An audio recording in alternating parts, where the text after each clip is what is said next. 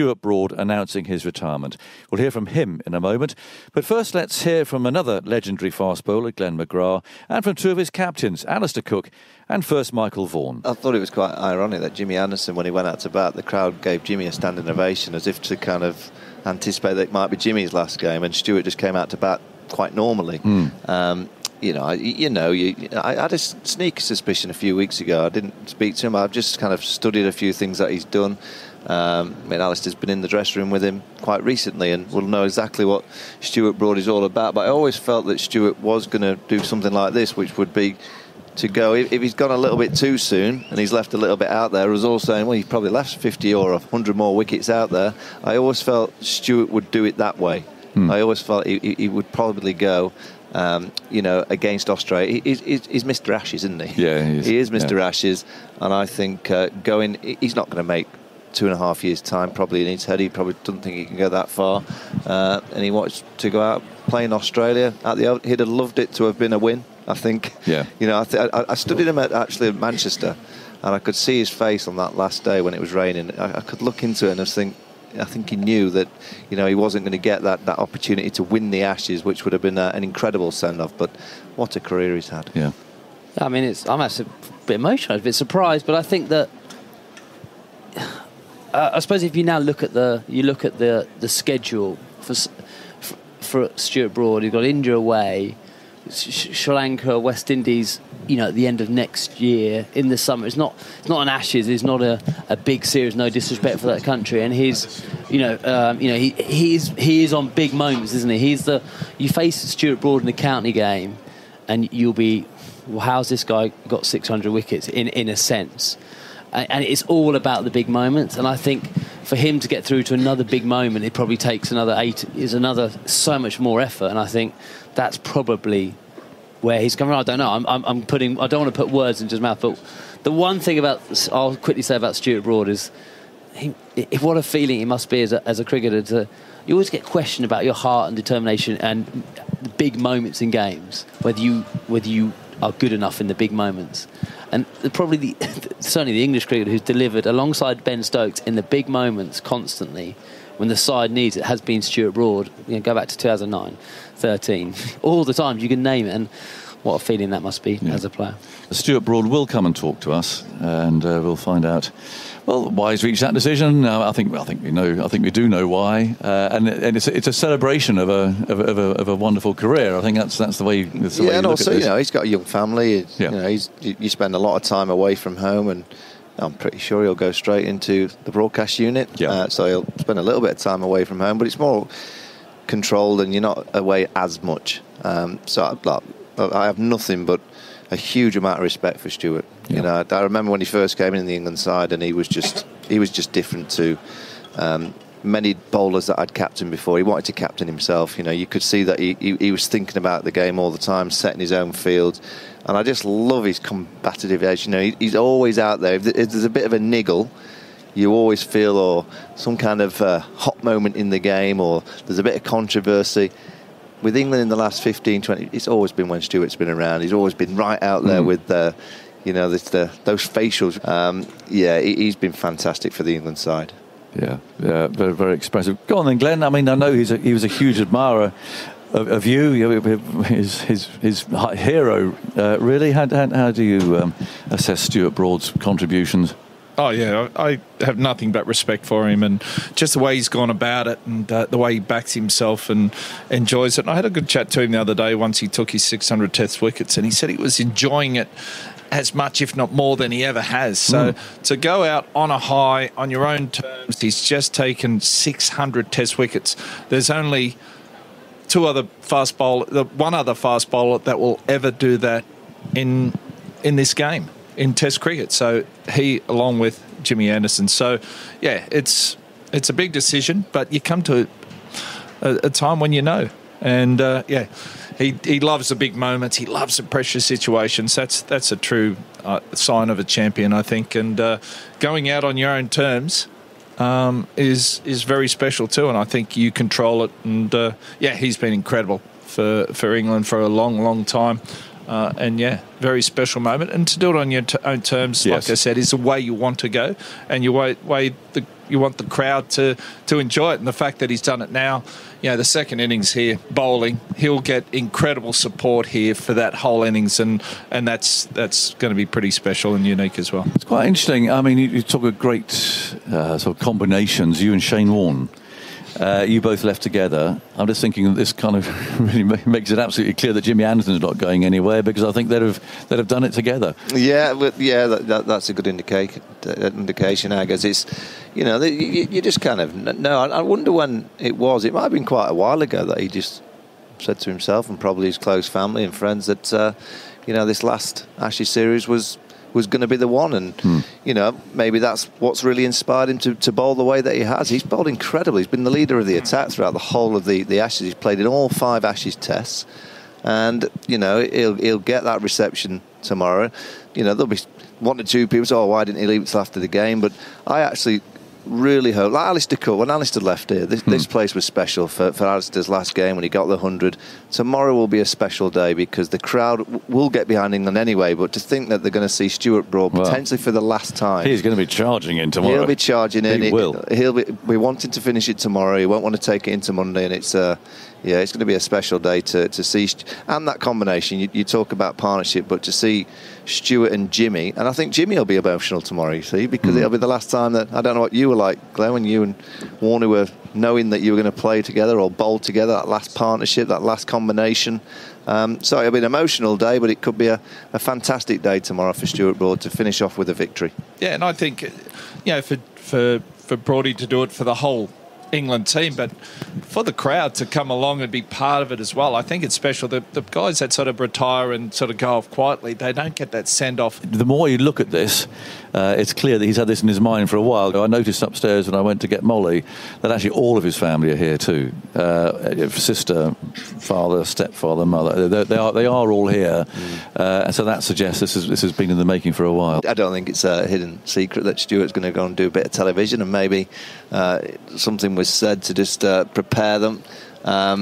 You never think it until it's actually coming from the player, because you don't want to suddenly say that Stuart's going to retire, but to think that all his family are here and England are playing well, it's a great game of cricket.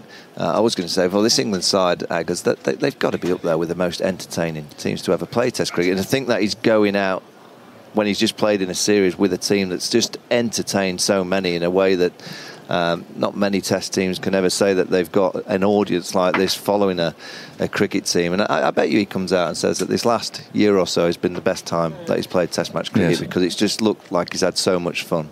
I wonder why he's done it tonight.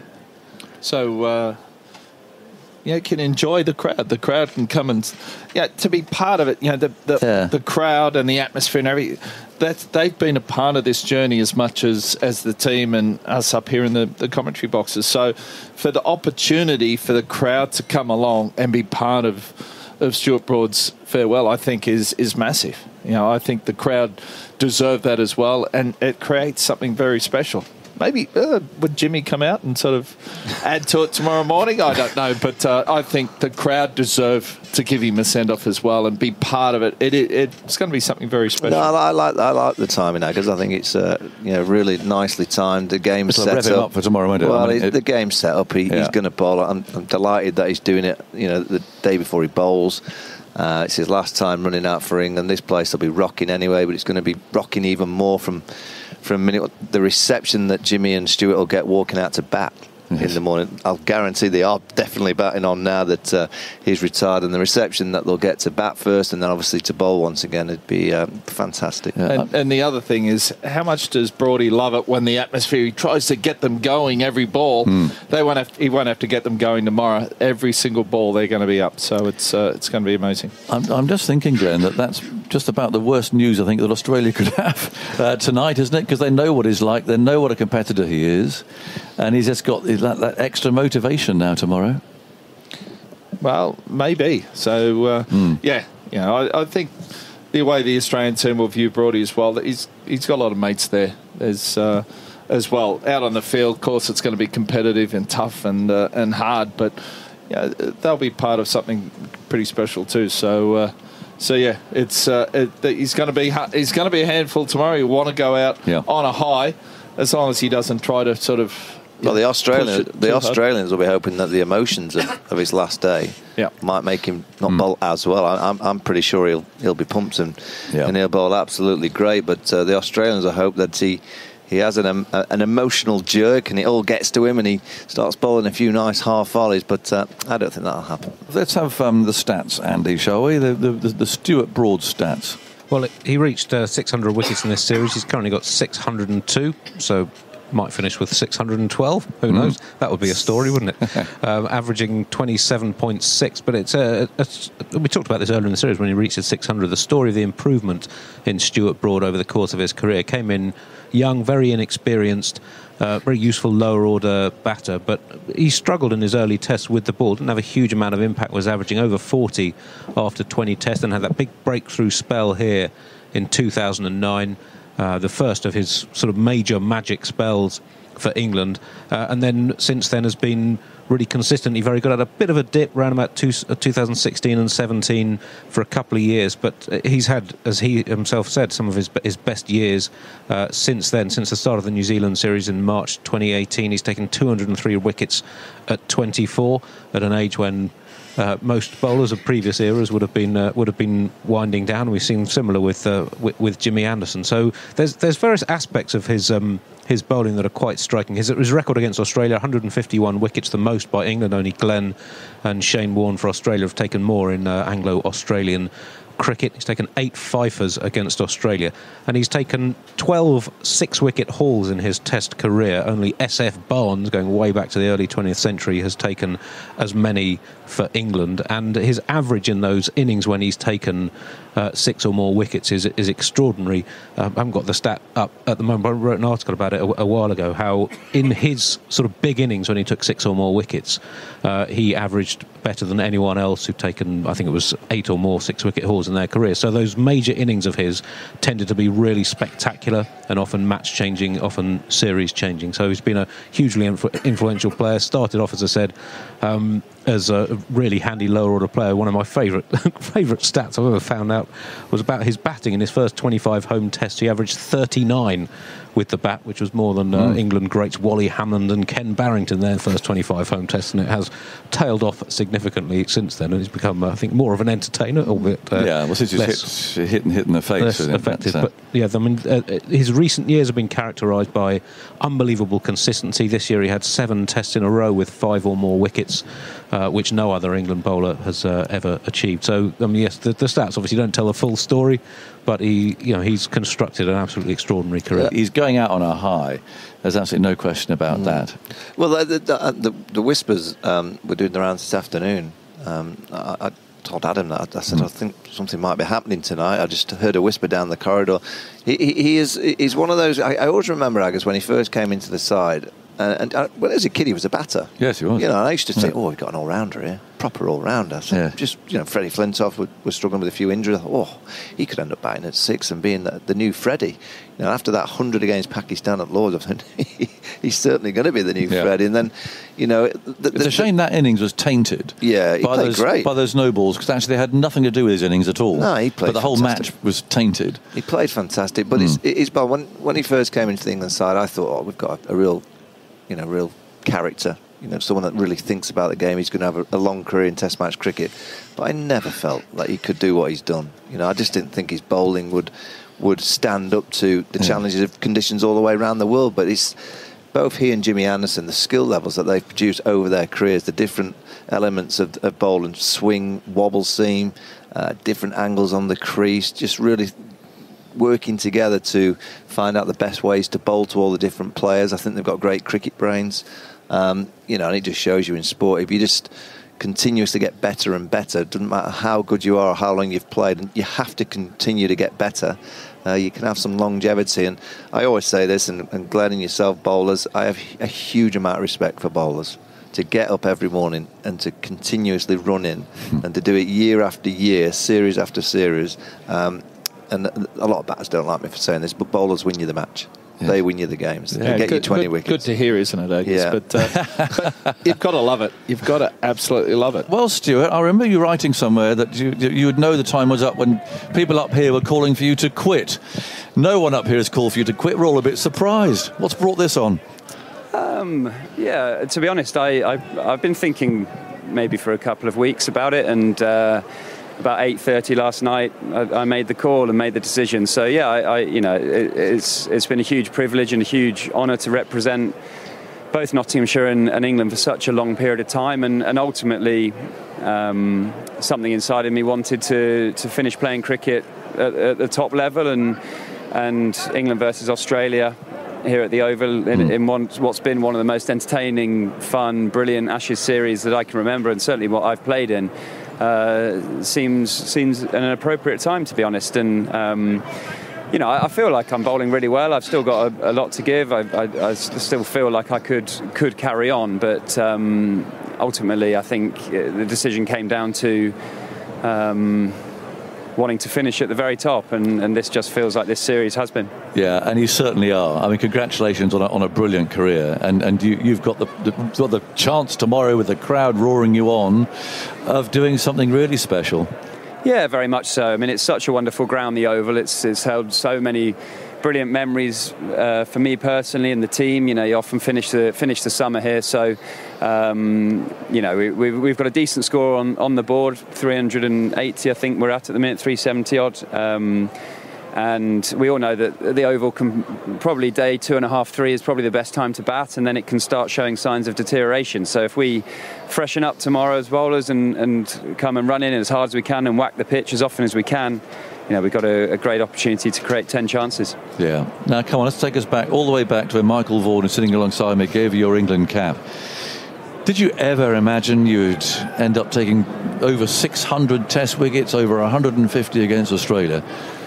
No, of course not. It's especially as it took me nearly 35 overs to get me first in Colombo. Vaughan, you could have waited till Wellington or somewhere like that. But it's been an incredible ride. I certainly don't think I'd have got to these sort of heights without my bowling partner Jimmy Anderson. We've spurred each other on for many years and learnt off each other so much. And we keep pushing each other. We've kept sort of improving each other as bowlers, and I owe a huge amount to him, and ultimately I've been so lucky to play with many of the greats of the game for England. I won't even try and list all of them, but a lot of those players that have ended up on lists somewhere, I've been very fortunate enough to share changing rooms with, and ultimately when you're part of an amazing changing room and a really good team, it improves you as a player. And I certainly know I'm not one of the most skillful or best bowlers around, but I know I've got a competitive spirit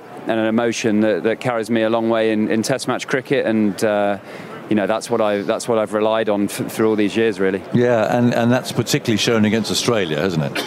Yeah, and I think my emotions have been sky high this series. I've completely. I would never have expected to have played 5 tests against Australia this summer and the Island game with how quickly the test matches came. But I did set myself a challenge to be fit and available for them all. So if the captain needed me, I'd be ready to go. And I feel very proud that I've been able to do that and be there for the captain when he's needed me. And ultimately, I think my emotions of playing in Ashes cricket, my sort of family history of that, and how much I love it and thrive off it is something that's carried me through these 5.5 test matches, 4.5 against Australia. So yeah, I mean, I suppose Ashes cricket's the ultimate competitiveness for an English cricketer, and I feel like that's always brought the best out of me. Yeah. Highlights, I mean, there's so many, but Trent Bridge, 8 for 15. Yeah, hard to look past that one, I think, on my home ground, and family and friends there and stuff. Yeah. And I'll never forget making a cup of tea and having my first sip at 1:45, having won the toss and bowled Australia out, and I think Livy or Cookie hit a beautiful cover drive while I was sipping my tea, and I thought, we've had a pretty good morning there. So yeah, I think there's no doubt that's been one of my most enjoyable days and test matches, regaining the Ashes on my home turf, the city I was born in. But this series, without doubt, has been spectacular. It's been incredible to be a part of. I think every session you just don't know what's going to happen, so you're on the edge of your seat, and that's the sort of cricket I love. And ultimately, I wanted to leave the playing side of the game loving it. I wanted to leave with great memories and great experiences, and the past 14 months have just been out of this world for me. Being part of Stokesy and Baz's new leadership group, and being a part and seeing what they can do to a mindset and a team, and I'll love cricket forever for that. Yeah. Did this last year feel a bit of a bonus? I mean, you and Jimmy Anderson were dropped.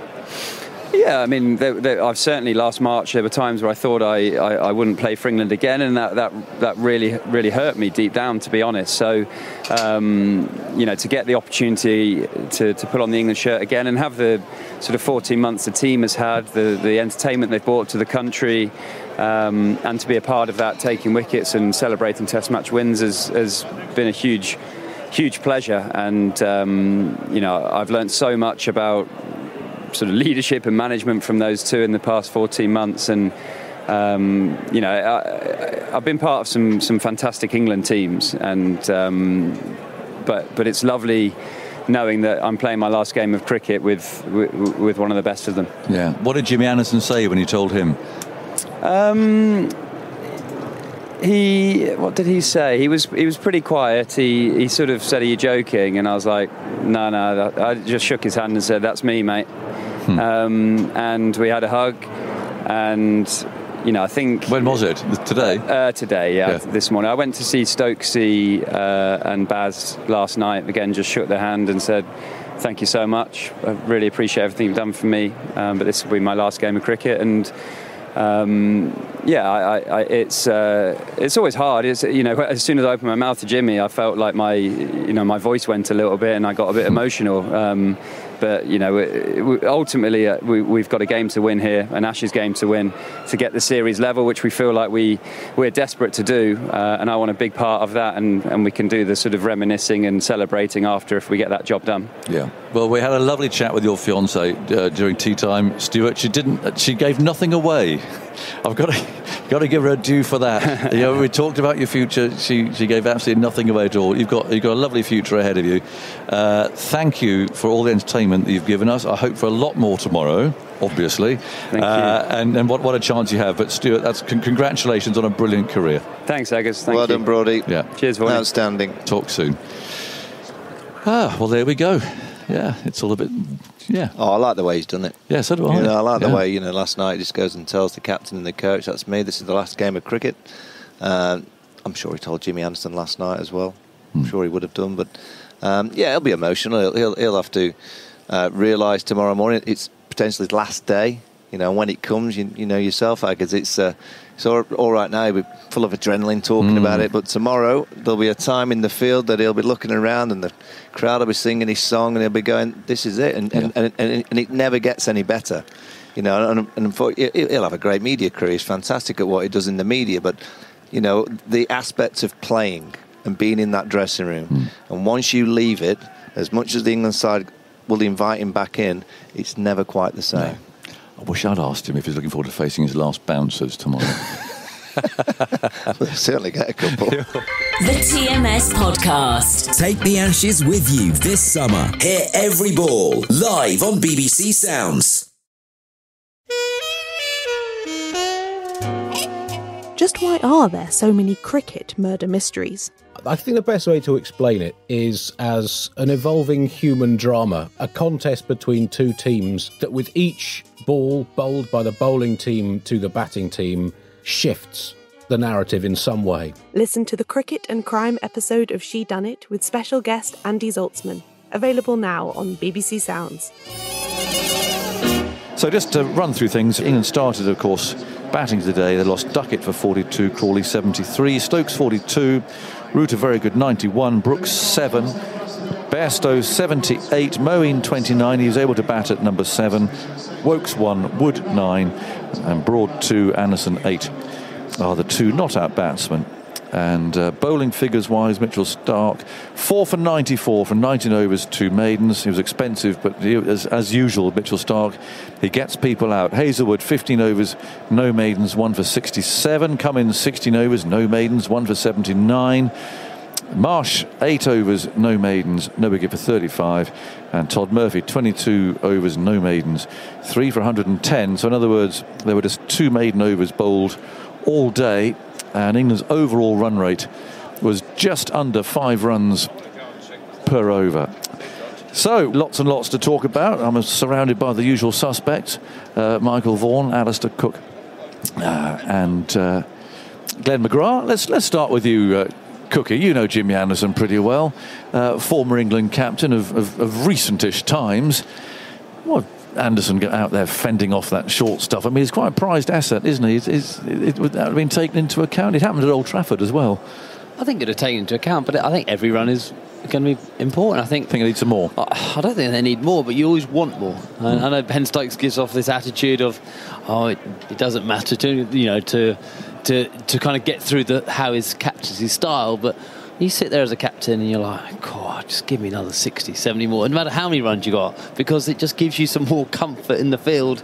If there is a partnership, and certainly this pitch today, I've turned up and it looks an absolute belter. Obviously, the first couple of days, maybe due to the overhead conditions, it has nipped around them. So, the extra 10 runs that this partnership has put on already, how important it is. Hopefully for England, it's not at all, but just a blanket, I'd say. You batting captains, spare a thought for the poor old number 11s, Michael. Well, I'm with Cookie. You just want to get as many as you possibly can. The pitch is playing well. There's been a bit of spin for Todd Murphy. He's bowled quite nicely, actually, in the end. You've got to fancy England to win the Test match, because England have, over the last 5 or 6 innings, have bowled Australia out for around 260 to 300. That's what Australia have been able to get. But in a funny kind of way, I think this is what Australia need. They almost need the draw to be nullified. And I think they'll play better trying to chase the total rather than thinking that they only have to bat 3.5 sessions to draw the game. I think they'll get into a negative mindset. I think we're in for a cracker, because the pitch is still pure. There should be 100 for someone on that kind of pitch. There's not the huge swing, and there's not the seam. There's a bit of spin, and Joe Root will bowl tidily, but you shouldn't really fear Joe Root as a spinner, even on a pitch with a little bit of something for the spinner to aim into. I think England are clear favourites, but I think we could be in for a classic. Yeah. How do you assess that day, Glenn? Yeah, no, I'd sit here and watch Jimmy Anderson go out there and get absolutely peppered. I'm thinking, how can you enjoy that? Like, seriously. I don't think he does he? Oh, he copped one on the arm there. Nasty on the right arm, yeah. So, in that respect, it's... you would have thought England have enough runs, but the thing is, Australia just have to go out there and score 11 runs less than what England get, and they win the game. So it's a simple game, isn't it? So, a lot of time left. I think the pitch today was probably at its best. We saw yesterday afternoon when the sun came out, England took the second new ball, and it did hardly anything. And they went along at 5 runs and over, and that was actually Steve Smith, Pat Cummins, and then Todd Murphy at the end. So, there's still plenty of runs up for grabs there, but it is turning. Joe Root getting out the way he did, first time in his career get bowled by an off spinner. He'll probably think, there's plenty of wickets here for me. Moeen got through, so whether he's going to play a big part in this game, we'll wait and see. But it's. I think they'll come out and bat and try to score a few more runs. So how long do England go on for then, Cookie? Or are you going to say that's enough? And indeed, in a way, given Ben Stokes' declaration at Edgbaston, there was an opportunity there to have had... I mean, Australia didn't want to bat. They wasted time. They were calling helmets. They were all these sorts of things. And often, usually, you try and do what the opposition doesn't want to do. Well, I think they'll bat again tomorrow morning, just more for the inconvenience maybe for the Australians. And if they can burgle another 10 runs or so, another a couple of edges of the new ball flies, they... try and get that lead up to 400. But England had a really good day, in general. That was third innings. It's a tough time to bat. Yes. Because of the do we try and bat a bit of time? This is the old school thinking. Do you bat time, the tempo of it, and suddenly before the uncertainty, you can be, you could be 80 for 4, 100 for 5, and you've lost that game in that hour. And actually, the first 40 minutes of batting from Duckett and Crawley just went out the window. It was a kind of like, I didn't break the back of Australia, but they took that away with some quality batting. I don't think Australia bowled particularly well, but I'm going to put that down to them knowing that this England side have got the skill on a good wicket to match this quality bowling and put them under some pressure.